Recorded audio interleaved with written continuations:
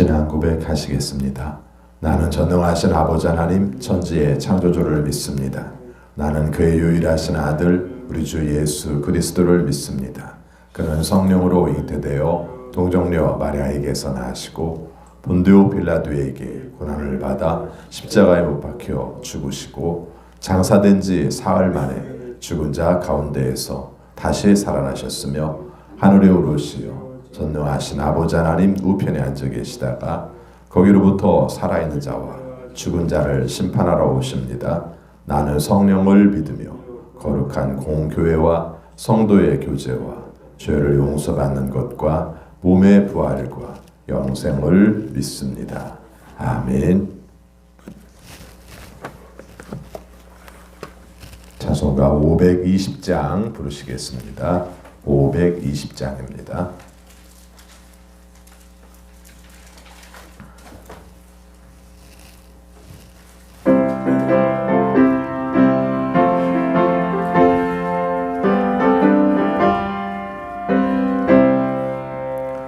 듣는 사람마다 복음 전하여 복스러운 소식 두루 퍼치세.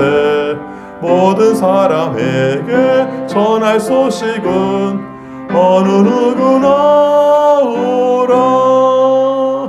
어느 누구나 주께 나오라. 어서 와서 주의 말씀 들으라. 하늘 아버지가 오라 하시니 어느 누구나 오라. 오는 사람들은 지체 말고서 문 열었을 때에 들어오시오. 생명길은 오직 구주 예수니 어느 누구나 오라. 어느 누구나 주께 나오라. 어서 와서 주의 말씀 들으라. 하늘 아버지가 오라 하시니 어느 누구나 오라. 언약하신 대로 이룰 것이니 누구든지 언약 받을 수 있네. 받은 사람에게 생명이로다. 어느 누구나 오라. 어느 누구나 주께 나오라. 어서 와서 주의 말씀 들으라. 하늘 아버지가 오라 하시니 어느 누구나 오라. 아멘.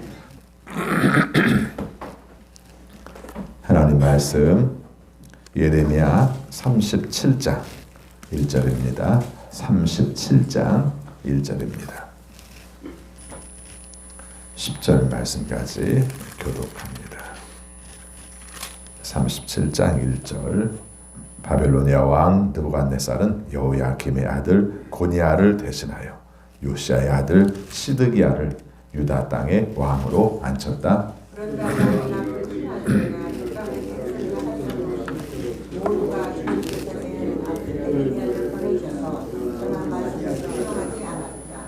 그때 시드기야 왕이 셀라미아의 아들 여우갈과 마아세야의 아들 제스장 스바냐를 예언자 예레미야에게 보내어서 자기들을 도와 그들이 주 하나님께 기도를 드려달라고 청하였다.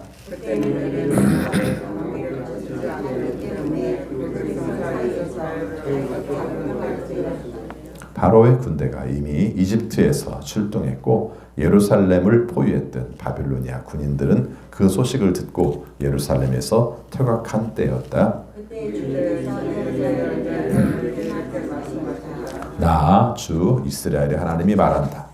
너희를 보내어 나에게 물어보도록 한 유다 왕에게 너희는 이렇게 전하여라. 너희를 도우려고 출동한 바로의 군대는 제 나라 이집트로 돌아갈 것이다.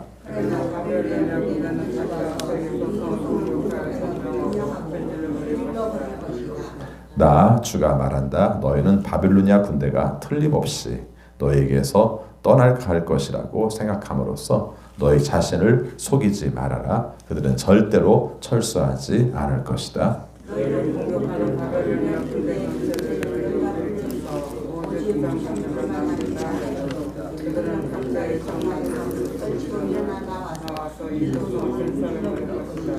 아멘. 오늘도 주님의 말씀에 순종하심으로 형통하는 우리 모두가 되시기를 축원합니다.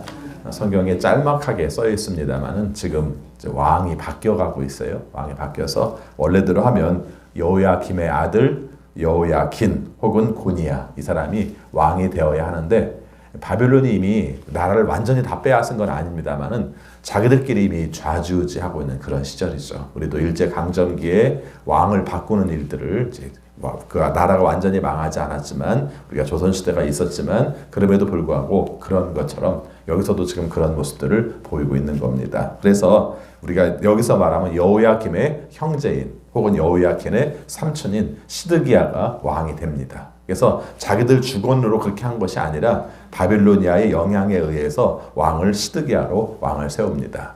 그럼 자기 마음대로 하겠다는 거죠. 또 재밌는 건요. 그럼에도 불구하고 시드기야는 또 친이집트 정책을 써요. 바빌로니아의 뜻대로 하지 않고 바빌로니아가 세웠음에도 불구하고 친이집트 정책을 쓰는 겁니다. 지금 갑자기 역사 얘기하는 것 같죠. 근데 지금 우리가 살아가는 세상이나 다 똑같아요. 알고 보면은. 그래서 이제 그렇게 셌습니다. 그래서 시드기야가 왕이 됐어요. 시드기야가 왕이 됐는데 이 사람이 그럼 하나님의 뜻대로 사느냐? 그렇지 않다는 거예요. 하나님의 뜻대로는 살지 않는데 또 하나님의 음성은 듣고 싶어 해요. 2절 말씀입니다. 같이 읽습니다. 그런데 왕이나 그의 신하들이 나 그 땅에 왕이나 할 것 없이 모두가 주님께서 예언자 예레미야를 보내셔서 전한 말씀에 순종하지 않았다. 성경은 때로 함축적으로 표현을 하죠. 어떤 내용들을 보니까 순종하지 않았다 그렇게 말하는 게 아니라 그냥 몽땅 다 하나님의 말씀을 따르지 않아 이렇게 얘기를 하는 거예요. 그러니까 뭐 여호야김이나 그 다음 왕이 된 시드기야나 할 것 없이 다 하나님의 뜻대로 살지 않고 백성들도 하나님의 뜻대로 살지 않는다 하는 겁니다. 그런데 이제 기도는 드려달라고 얘기를 해요. 자, 제가 3절 말씀 읽습니다. 그때 시드기야 왕이 셀레미야의 아들 여우갈과 마아세야의 아들 제사장 스바냐를 예언자 예레미야에게 보내어서 같이 읽습니다. 자기들을 도와 그들의 주 하나님께 기도를 드려달라고 청하였다. 아멘. 자, 여러분들은 이 말씀을 읽으면서 그래도 여호야김보다 낫지 않아요? 하나님께 기도를 드려달라고 한다면 그게 좀 낫지 않습니까? 여호야김은 여러분이 아시는 것처럼 성경 말씀 하나님께서 적으라고 말씀하신 내용을 적어서 읽었을 때 읽은 만큼씩 칼로 잘라가지고 불태우고 칼로 잘라서 불태우고 하나님 말씀을 완전히 무시했다면 시드기야는 하나님의 말씀에 순종하지는 않지만 하나님께 기도해달라고 했으니까 낫지 않습니까? 똑같습니다. 예, 똑같습니다. 여러분 그렇게 이해하시기 바랍니다. 가끔은요 우리가 신앙을 우리 자신에게 좀 편하게 해석하고 싶어 해요. 그래서 내 삶 가운데에서 안 하는 것보다는 하는 게 나아 이렇게 생각할 때도 있어요. 그런데 중요한 건 순종하지 않는 신앙은 아는 것이나 모르는 것이나 사실은 똑같아요. 그렇죠? 예. 하나님의 말씀에 순종을 해야지 하나님의 말씀에 순종하지 않으면 의미가 없어요. 더 심하게 말하면 하나님의 말씀을 알아도요, 기도를 해도요, 그 말씀에 순종하지 않으면 기도도 사실은 하나님을 이용해 먹는 거랑 똑같아요. 조금 심하죠? 그러나 사실은 그렇습니다. 오늘 말씀이 그걸 내용을 얘기하고 있는 겁니다. 아니 누가 하나님을 이용해요? 하나님이 이용하고 있는 거잖아요. 하나님 말씀을 하나도 안 들으면서 더군다나 자기들에게 임한 예언의 말씀들은 부정하면서 하나님의 뜻을 구하면 어떻게 하겠다는 겁니까? 하나님의 생각을 바꾸겠다는 거죠. 그렇죠? 너희들이 망하는 게 하나님의 뜻이야? 이렇게 말을 하면은 사실은 망하는 걸 알면서 우리가 뭘 깨달아야 되는지 이 시간 어떻게 하나님께서 줄여주기를 원하는지 이렇게 기도하고 이렇게 사는 게 맞거든요. 근데 그거에 대해서 믿지를 않아요. 하나님께서 망하긴다고 말씀하신 것은 믿질 않아요. 부정하고 싶어요. 그런데 하나님께 기도해서 하나님이 우리를 도와줬으면 좋겠다. 우리 모습에서 이런 모습들이 굉장히 많이 나오고 있습니다. 또 이런 경우도 생각합니다. 말씀을 의지하려고 하지 않고요. 자꾸 다른 사람한테 기도 부탁을 하려고 해요. 그렇죠? 저는 중보기도의 의미를 참 중요하게 생각을 하거든요. 그러면서도 한 가지 조심스러운 내용 중에 하나가 늘 습관처럼 기도를 부탁을 해요. 근데 정말 기도하는지는 의문이에요.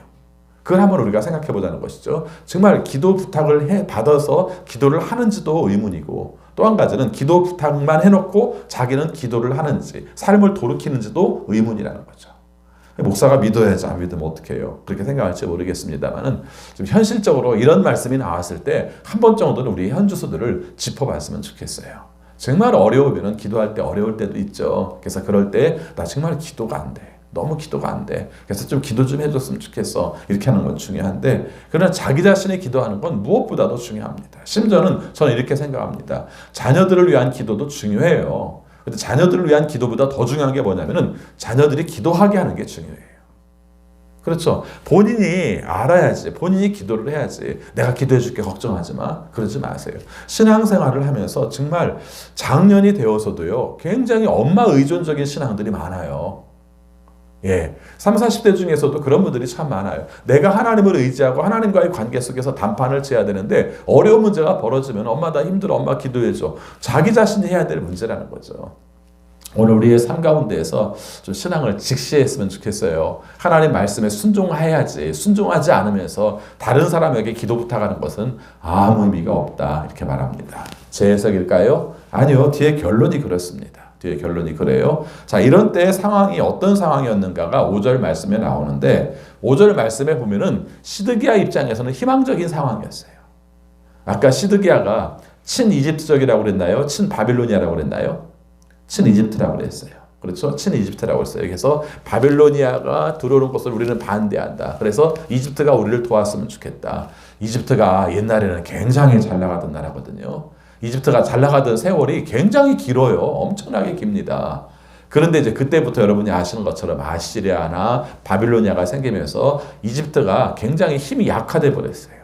그렇죠? 모든 영향력이 크던 나라가 힘이 약화되었어요. 그래도 명색이 좀 있었던 나라이기 때문에 옆에 있는 나라들이 어려우면 와서 돕는 역할을 지금 하고 있는 겁니다. 근데 내용을 들어봤더니 이집트에서 군인들이 출동을 했다는 겁니다. 근데 이 군인들이 출동했다는 것은 남유다를 멸망시키려고 출동한 게 아니라 바빌로니아가 쳐들어오는 것을 막아주기 위해서 이 사람들이 왔다는 얘기입니다. 그렇죠? 국제 역학 관계 속에서 중국과 일본과 그다음에 한국과 미국과 러시아와 이 관계하고 너무 비슷해요. 그래서 이쪽에서 영향을 미치려면 이쪽에서 영향을 치고 이런 구조를 가지고 있는 거죠.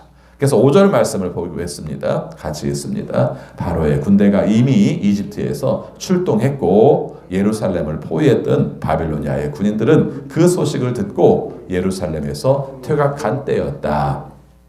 자, 지금 시드기야 입장에서는 굉장히 긍정적이에요. 저쪽에서 이집트 군대가 출동했다는 말만 들어도 바빌로니아 군대가 가버린 겁니다. 퇴각한 거예요. 그래서 그 자체가 지금은 바빌로니아가 져서 간 것처럼 그렇게 돼 있어요. 근데 하나님의 계획은 어떻습니까? 남유다는 바빌로니아에 의해서 망한다. 이게 하나님의 계획이에요. 지금 이집트가 온다 할지라도 잠깐 올 뿐이지 아무 의미가 없다. 이게 하나님의 계획이에요. 그러니까 이 사람이 지금 들을 수 있는 말은 예레미야에게 무슨 말을 해서 뭐 어떻게 요청을 한다 할지라도 들을 수 있는 말은 뭡니까? 남유다는 바빌로니아에 의해서 망한다. 이집트가 와서 쳐들어와서 도와주는 것 같지만 그래도 바빌로니아에 의해서 망한다. 이렇게 말을 합니다. 이게 이제 지금 쭉 나올 내용들이에요. 자, 7절 말씀부터 10절까지를 쭉 같이 읽겠습니다. 나 주 이스라엘의 하나님이 말한다. 너희를 보내어 나에게 물어보도록 한 유다 왕에게 너희는 이렇게 전하여라. 너희를 도우려고 출동한 바로의 군대는 제 나라 이집트로 돌아갈 것이다. 그러나 바빌로니아 군대는 다시 와서 이 도성을 공격하여 점령하고 불질러 버릴 것이다. 나 주가 말한다. 너희는 바빌로니아 군대가 틀림없이 너희에게서 떠나갈 것이라고 생각함으로써 너희 자신을 속이지 말아라. 그들은 절대로 철수하지 않을 것이다. 너희를 공격하는 바빌로니아 군대 전체를 너희가 물리쳐서 오직 부상병들만 남긴다 하여도 그들은 각자의 장막에서 떨치고 일어나 나와서 이 도성을 불질러 버릴 것이다. 하나의 이야기예요. 망한다. 남유다는 망한다. 그것도 꼭 바빌로니아에 의해서 망한다. 아무리 이집트가 와서 도와준다 할지라도 너희들은 망한다. 이게 하나님의 뜻이다 하는 겁니다. 듣기 싫죠. 그렇지 않습니까? 나라가 망한다는데 누가 좋겠어요? 그런데 오늘 우리의 삶 속에서는 이부 말씀을 좀 잘 새겨 들을 필요가 있어요. 살다 보면요, 죄를 저지르고 살면서도요, 잘 풀릴 때가 있어요. 그렇죠? 잘 풀릴 때가 있어요. 아, 뭐 괜찮네. 뭐 하나님께서 나를 돌보시나 보네. 혹시 이런 생각들 안 하셨나요? 여러분, 범죄를 하다가 하나님의 뜻과 거슬린 가운데서 잘 풀리면 그게 독인 줄 아세요. 간단해요. 성경에 이사야에서 그런 말씀이 나오는데 사람이 너무 악을 저지르면요, 하나님께서 그냥 얼굴을 외면하신다는 말씀이 나와요. 얼굴이 외면한다는 말은 하나님의 은혜가 우리에게 깃들지 않는다는 말도 되고, 또 한 가지 말 속에서는 그냥 악한 상태로 내버려둬서 그것으로 망하게 한다는 말씀도 돼요. 오늘 우리의 삶 속에서 정말 하나님 앞에 똑바로 서지 않았는데 잘 된다고, 나는 그렇게 열심히 기도하지 않으려고 해, 하나님이 우리의 삶 가운데 잘해주는데 하나님이 사랑이 하나님인데, 그런 말 쉽게 하지 마세요. 그렇죠? 내가 바르게 살고 하나님이 내게 주시는 은혜를 크게 알고 그걸 감사히 여기면서 하나님이 원하시는 모습으로 바르게 서는 게 중요한 것이죠. 어제 어떤 글을 읽다가 그런 말씀이 나오더라고요. 성경에서 의라는 단어와 의롭게 한다라는 단어를 우리가 쓸 때 너무 과도한 해석을 함으로 말미암아 우리의 삶들이 좀 삐뚤어진 부분이 있다, 이렇게 표현을 했더라고요. 무슨 말인가 싶어가지고 살폈어요. 또 헬라어 원어에서도 의라는 단어와 의롭게 하다는 단어를 비교했는데 뿌리가 같더라고요. 왜 그렇게 무슨 말인가 하니까 이런 뜻이에요. 의롭다는 것은 하나님께서 우리를 바르게 살게 한다는 뜻이라는 거예요. 근데 의롭게 하다, 의롭게 되게 하다, 우리가 일반적으로 말할 때는 그 명칭을 칭의, 의롭기도 하고 인정하다, 이런 뜻으로 우리가 쓰게 되는데, 번역을 그렇게 하다 보니까 의라는 것과 칭의라는 단어를 전혀 딴 것처럼 생각을 하게 됐다는 거죠. 저는 그 말이 굉장히 와 닿았어요. 하나님께서는 우리를 우리에게 의롭게 하기를 원하세요. 의롭게 하기를 원하시는데 그렇게 하려고 의롭다고 인정을 하신 거라는 거죠. 그럼 우리가 그 다음 해야 될 일은 뭐예요? 의롭게 사는 것이라는 거죠. 근데 우리는 어디에 만족하고 있습니까? 하나님이 나를 의롭게 하셨어. 예수 그리스도께서 죽으심으로 말미암아 나를 구원하셔서 이제는 죄 없다고 하셨어. 이렇게만 우리가 생각을 한다는 거죠. 사실은 그 다음 중요한 게 뭐냐면, 하나님이 우리를 의롭다고 하신 이유는 의롭게 살게 하시려고 한 건데, 이렇게 얘기를 하더라고요. 그래서 그분은 번역의 중요성에 대해서 얘기를 하다가 그 얘기를 한 거예요. 그래서 그 의가 의롭게 되게 하는 것과 말뿌리가 같은다는데, 우리가 번역하면서 두 개의 단어를 따로따로 쓰다 보니까 우리가 의롭게 살아야 되는 것과 하나님께서 의롭게 인정하는 것을 딴 단어처럼 여기게 되었어, 이렇게 얘기를 하더라고요. 그래서 제가 그 내용을 보면서 많이 생각을 했어요. 오늘 말씀을 중요하게 생각하는 것은, 하나님께서 우리에게 말씀을 선포하시는 이유는, 하나님이 말씀을 선포하신다면 우리를 망하지 않겠지, 하나님이 우리를 구원해 주실 거야, 이렇게 말씀을 하시는데, 하나님은 오늘 말씀에서 뭐라고 합니까? 아니, 망해. 근데 그러면 왜 전하세요? 그럼에도 불구하고 너희들 깨닫고 돌이키고 하나님이 원하시는 곳으로 나와야 돼. 그럼 우리 고난당하는 건 마찬가지죠. 그러나 그 고난은 헛되지 않아. 그 고난을 겪은 다음에 나올 때는 하나님이 원하시는 모습으로 다듬어져 있기 때문에 그래. 그럼 그냥 고난을 당해야 됩니까? 너희들을 돌이키고 하나님의 은혜를 구하고 하나님께서 줄여주기를 원하는 게 너희의 기도야, 이렇게 말씀하시는 거예요. 여러분, 지금 하는 말이 여러분이 고난이 없는 분에게는 그럴 수 있겠다 생각할지 모르겠는데, 내가 현재 고난을 당하고 있는 사람 입장에서는 굉장히 힘든 말이에요. 그렇죠? 그냥 고난이 없어졌으면 좋겠어요. 내 삶 가운데서 그냥 고난을 싹 없애주셨으면 좋겠어요. 근데 하나님께서 말씀하시기를 고난 중에도 이 말씀을 잘 붙들고 기도하고 하나님께서 우리에게 주시는 뜻이 무엇인가를 잘 헤아리도록 해, 이렇게 말씀하시면 우리는 힘들죠. 그냥 없애주시면 안 돼요. 모든 것이 그냥 아무 일도 없었던 것처럼 정말 3년 전의 모습으로 완전히 깨끗하게 돌아가면 안 돼요. 하나님께서 말씀하시기를 지금 우리에게 주는 고난의 의미가 있어. 이걸 통해서 깨닫게 하시는 은혜가 있어. 어려울지라도 이것을 감당해. 이게 바로 하나님께서 주신 은혜라는 겁니다. 특별히 강조하고 싶은 내용이, 일시적으로 상황이 좋아졌다고 해서 하나님의 계획이 다 바뀌었다고 생각하지 말라는 거예요. 내 죄의 문제와 내가 깨달아야 될 문제가 남았을 때는 일시적으로 좋아진 상황 자체가 그게 좋아진 것이 아니다, 이렇게 말하죠. 때로는 악이 될 수 있다고 말한 이유가 뭐냐면은 일시적으로 좋아졌다는 이유 때문에 우리가 함부로 살 수가 있다는 것이죠.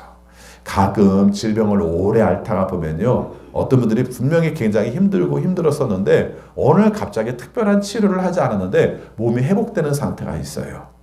그렇죠? 긴 병인데 갑자기 회복되는 상태가 있어요. 그러면은 내가 병이 나았다고 생각해서 지금까지 통제하고 조절하던 식습관이라든가 생활 습관들을 그렇게 안 해도 된다고 생각하는 거. 나 다 안 했어. 이제 약 안 먹어도 돼. 치료 안 해도 돼. 굉장히 독입니다. 그렇죠? 오늘 우리의 삶 가운데서 이 말씀 늘 명심하시기 바랍니다. 오늘 두 가지 말씀드렸습니다. 하나는 하나는 하나님의 말씀을 순종하지 않으면서 다른 사람한테 기도 부탁하는 건 아무 의미가 없습니다. 하나님 말씀을 알고 하나님을 뜻을 깨닫고 그렇게 살면서 기도하고 또 기도를 부탁해야 되지, 그런 것 관계없이 기도만 부탁하는 것은 잘못된 겁니다. 이 말씀이 한 가지 내용이고요. 또 한 가지는 하나님의 계획은 일시적으로 좋아졌다가 할지라도 하나님의 계획은 하나님의 뜻대로 이루어집니다 하는 말씀이에요. 말씀이 쓰고 아프지만 그러나 우리에게 주시는 교훈이 있어요. 하나님도 그렇잖아요. 뭐 이렇게 몇 번씩 얘기를 하십니까? 그렇죠? 하고 또 하고 또 하고. 예레미야에서 지금까지 나온 내용만으로도 얼마나 많이 바벨로니아에서 망한다는 얘기를 그렇게 많이 하셨어요.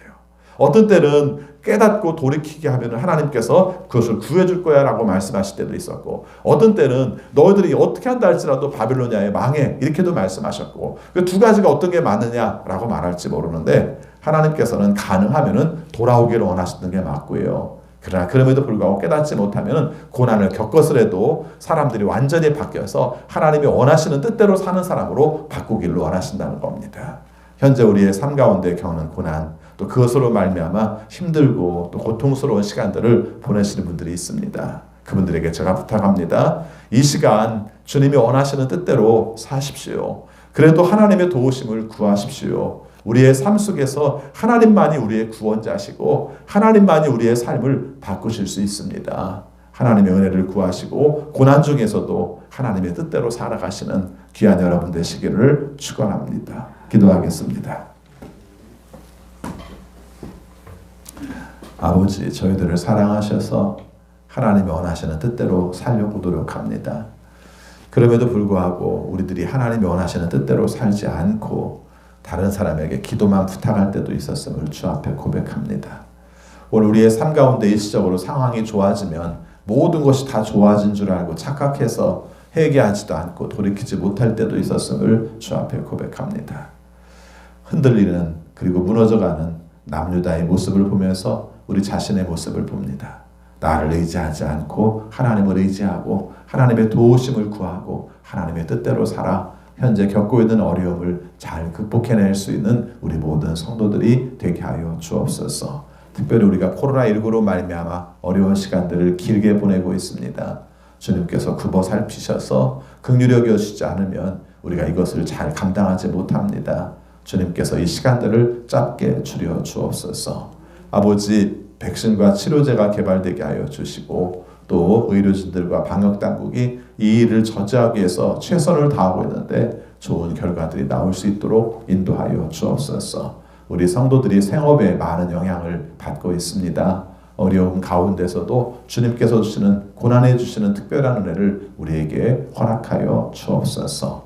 아버지, 간구합니다. 선교지에서 사명을 감당한 우리 선교사님들 기억하여 주셔서 현실적으로 어렵고 외국인이라 더 어렵고 그래서 사명을 감당하기에 불편한 요소들 많지만 그 가운데서도 하나님의 은혜를 힘입고 또 그들에게 필요한 것으로 다가갈 수 있는 우리 복음의 사역자들이 될 수 있도록 인도하여 주옵소서. 아버지, 질병으로 고생하는 식구들 기억하여 주옵소서. 특별히 항암 치료받고 있는 우리 식구들 기억해 주셔서 그 시간들 잘 감당하게 하시고 어렵지만 하나님의 은혜를 경험하게 하시고 어렵지만 그 상황 가운데서 회복의 역사를 경험해서 제2의 인생을 살아갈 수 있도록 도와주옵소서. 또 우리가 항암 치료 후에 회복기에 있는 식구들도 안전하게 하시고 또 주님께서 잘 지켜주셔서 재발하지 않게 하여 주시고 하나님의 능력으로 치유될 수 있도록 인도하여 주옵소서. 또 연세들 드셔가면서 또 통증으로 시달리고 있습니다. 주님께서 친히 도와주셔서 아픈 곳 만져주시고 또 치유시켜 주셔서 하루하루의 삶이 주님 앞에 감사로 이어질 수 있도록 인도하여 주옵소서. 아버지, 간구합니다. 우리 자녀들 중에서도 장기적인 질병으로 고통을 당하는 식구들이 많습니다. 주님께서 친히 도와주셔서 속히 회복되게 하여 주시고 아버지의 모든 치수들이 정상으로 돌아오게 하여 주시고 하나님의 은혜로 정상적인 삶을 회복하여 살아갈 수 있도록 인도하여 주옵소서. 그 부모들을 기억하여 주옵소서. 찢어지는 마음을 가지고 살아갑니다. 주님께서 친히 함께 하셔서 속히 회복되게 하시고 주님께서 치유하시는 능력을 함께 하여 주시되 그 부모들에게도 치유의 능력으로 함께 하여 주옵소서. 그래서 마음 평안하게 하시고 주님의 인도하심을 경험하게 하시고 결국은 하나님께서 고쳐주심을 경험할 수 있도록 인도하여 주옵소서. 아버지, 우리 자녀들의 미래를 열어 주옵소서. 금년 한 해 학업으로 말미암아 많은 어려움들을 겪고 있는데 어려움 가운데서도 도와주시는 하나님의 은혜를 경험하게 하여 주옵소서. 아버지, 이런 가운데서 헛된 시간들 낭비하지 않게 하여 주옵시고 오직 주님이 원하시는 뜻대로 분별력 있는 삶, 지혜 있는 삶을 살게 하여 주옵소서. 앞길 열어 주옵소서. 진학의 길도 취업의 길도 또 개척의 길도 열어주셔서 하나님의 뜻으로 살아갈 수 있도록 인도하여 주옵소서. 또 코로나19로 인하여서 오랫동안 교회에 나오지 못함으로 말미암아 또 현실적으로 겪는 문제로 말미암아 낙심한 사람들도 있는데 주님께서 함께하여 주셔서 우리가 어려울 때 주시는 하나님의 은혜를 경험하는 우리 지혜로운 성도들이 되게 하여 주옵소서. 오늘도 주의 뜻을 따라 삽니다. 주님이 원하시는 능력대로 회복의 역사가 임하게 하여 주옵소서. 6주 만에 주일 예배를 교회에서 드리려고 합니다. 내일 주님의 은혜 가운데 모든 일이 합력하여 선을 이루게 하여 주옵시고 안전하게 지켜주시고 감염 없게 하여 주시고 오직 하나님께 영광 돌릴 수 있는 거룩한 주일 예배가 되게 하여 주옵소서. 예수 그리스도 이름으로 기도하옵나이다. 아멘. 하늘에 계신 우리 아버지, 아버지의 이름을 거룩하게 하시며 아버지의 나라가 오게 하시며 아버지의 뜻이 하늘에서와 같이 땅에서도 이루어지게 하소서. 오늘 우리에게 일용할 양식을 주시고 우리가 우리에게 잘못한 사람을 용서하여 준 것 같이 우리 죄를 용서하여 주시고 우리를 시험에 빠지지 않게 하시고 악에서 구하소서. 나라와 권능과 영광이 영원히 아버지의 것입니다. 아멘. 여러분 아시는 것처럼 내일 우리가 6주 만에 주일 교회에서 예배를 드립니다. 7시, 9시, 11시 3번 드리는데 가능하면 인원을 좀 적게 우리가 분산해서 모여야 되니까 할 수 있으면 7시 예배를 많이 활용해 주시기를 바라겠습니다. 계속 기도하겠습니다.